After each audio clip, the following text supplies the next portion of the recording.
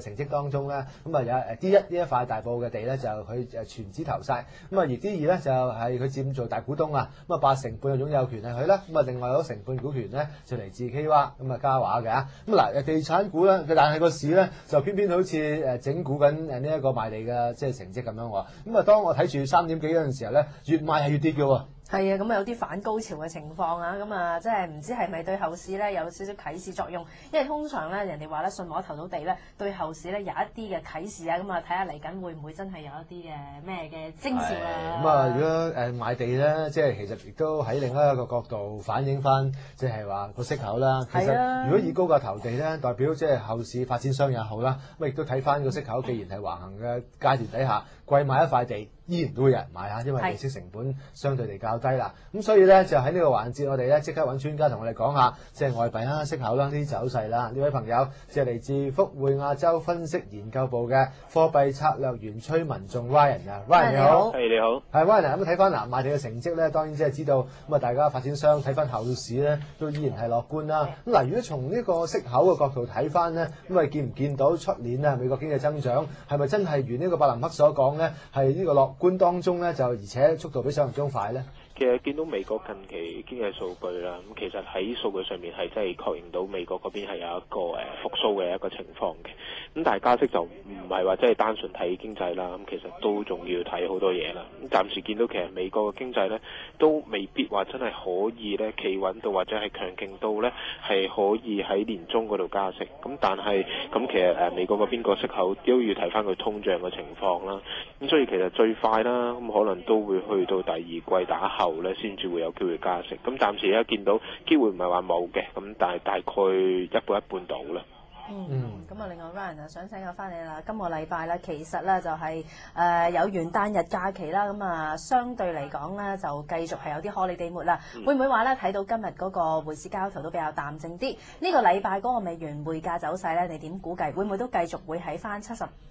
至78啲水平度徘徊，或者整固一下咧？其實喺亞洲市啦，即係而家都啱啱踏入即係歐洲嘅開市啦。咁其實見到個市場上面都冇乜咩太大嘅波動，都係即係幾隻貨幣都係窄幅上落。咁而家美元指數啦，大概喺77.70呢個位置附近啦。咁其實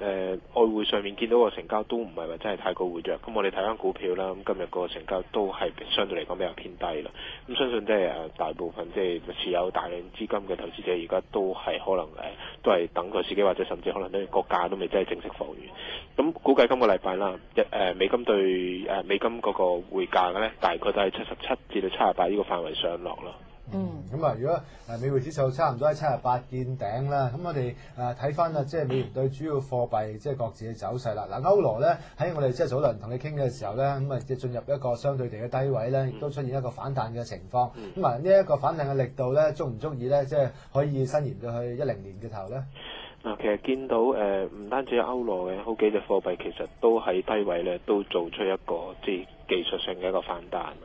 咁而家見到其實今個禮拜嚟講啦，我哋計美金就應該唔會有太大嘅波動咧。對歐羅嚟計啦，應該都唔會有太大嘅波幅。咁我而家估計其實歐羅呢段反彈咧，其實都好貼近咧10天平均線嘅位置附近㗎啦。咁如果伸延到去譬如今個禮拜嘅話咧，有機會嗰個反彈咧會去到1.4450嘅附近咧，就會遇到20天平均線，咁會再有機會咧會去到20天線會再俾啲壓力隻歐羅嘅。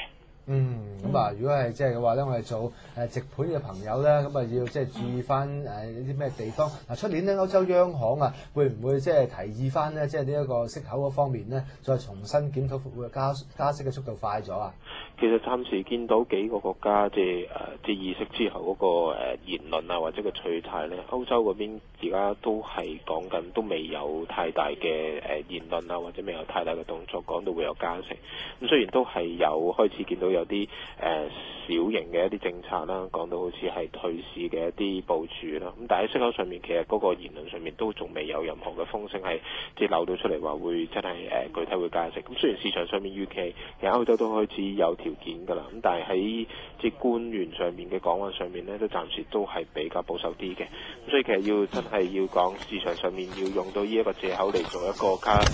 炒賣嘅一個藉口嘅話咧，咁必須要配合到官員上面嘅啲講話咯。咁啊，麥灣嚟再繼續即係問翻咧，嗱，大家睇翻yen 咧呢一排成為呢一個套息交易嘅主要工具啦。咁嗱，如果即係喺yen呢一排嘅走勢咧，我哋亦都見到啦嚇，咁亦都係同其他貨幣一樣，相對地強翻啦。咁但係如果睇翻嚟緊個買 yen 嘅策略，應該點做好咧？其實暫時而家見到就美金對 yen 啦，其實就已經去翻之前嘅高位啦，大概去到92個位置。咁亦都係喺呢個位置，其實都停留咗好一段時間，都未有再上去高位嘅一個動力。咁估計啦，其實都話啦，美金近期都開始有少少即係反彈啦。我建議啦，美金 yen 嗰度呢，其實可以趁低少少再吸納，大概如果可以去翻90啊或者91嘅呢個區間呢，咁其實都係20天平均線嗰個支持位嚟嘅。嗰啲位置呢，去買入美金 yen 呢就會比較穩陣啲啦。咁長遠嚟睇呢，美元對日元呢有機會再上高啲嘅，穿92應該就喺明年1、2月呢應該都會做到噶啦。咁啊，另外 Ryan 啊，想請教埋你啲商品貨幣啦，不如先講下隻澳元啦。嗱，咁啊見到澳元呢就穿咗90之後咧，落過去88、87嗰啲水位啦。咁啊，其實咧好多散戶啦呢排嗱，見到個貝斯交投淡靜啦，都心大心細啊，即係諗緊啊，好冇咧喺過年前呢，就即係趁呢個位咧先做第一注嘅入市啊。其實而家呢個時機算唔算適合咧？其實我覺得就澳紙其實對以呢個頭肩頂嘅形態咧，其實都仲有機會再落深少少嘅。反而而家佢喺8750。企穩咗反彈翻上去，而家現價88啦。咁其實之前個頸線呢，就大概喺89尾線嗰個位。咁如果佢真係成功上到係89尾線，但係穿唔到上去嘅話呢，咁啊做咗一個技術上面嘅一個 pullback，一個回抽嘅一個形態。咁反而去到89呢，有機會再會有一個沽壓，再將隻澳紙呢可能落翻低啲，去翻85尾線。咁穩陣啲計呢，其實我覺得俾少少耐性啦。咁啊，其實澳紙都升足09年都升足1年，咁作出一個回調嘅話，其實要去翻85尾先至比較合理啲咯，個幅度。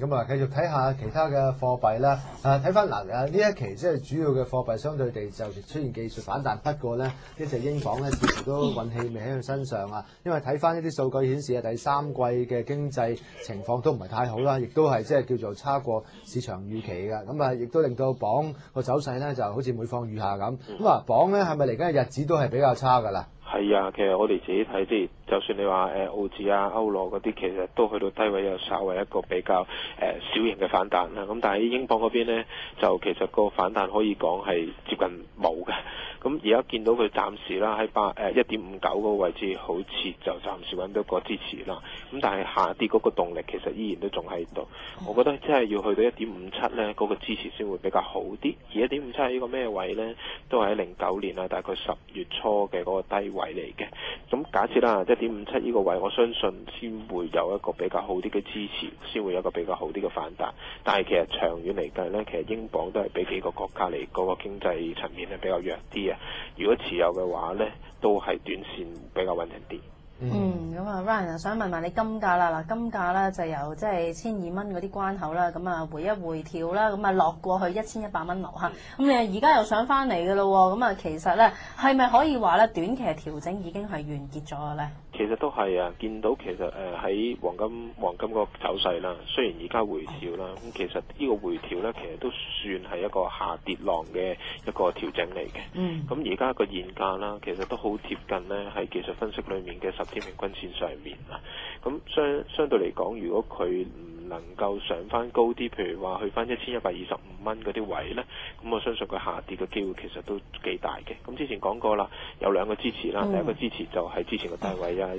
，1075蚊啦。咁我相信呢一個調整浪一完咗之後呢，會有機會再試深啲啦。咁可能會去到1025蚊嗰個位置啦。咁啊嗱，即係如果金價咁睇嘅話咧，我哋亦都睇埋油價啦，順道，因為呢一輪咧見到油價咧就好明顯反彈嘅力度都幾強嚇。咁啊由我哋即係早輪做節目咧講緊70蚊邊嘅水平咧，轉眼間已經升到上去78蚊美金一桶啦。咁啊究竟油價咧喺呢個年尾嘅時間係咪因為天氣凍嘅關係可以借勢炒高咗一轉呢？其實上次佢個比較大啲嘅升幅就係啱啱美國就出咗個數據，就係嗰個原油庫存嗰邊就出乎意料地啦，咁就即係嗰個庫存嗰個量減少咗好多。咁啱啱撞正又係上個禮拜就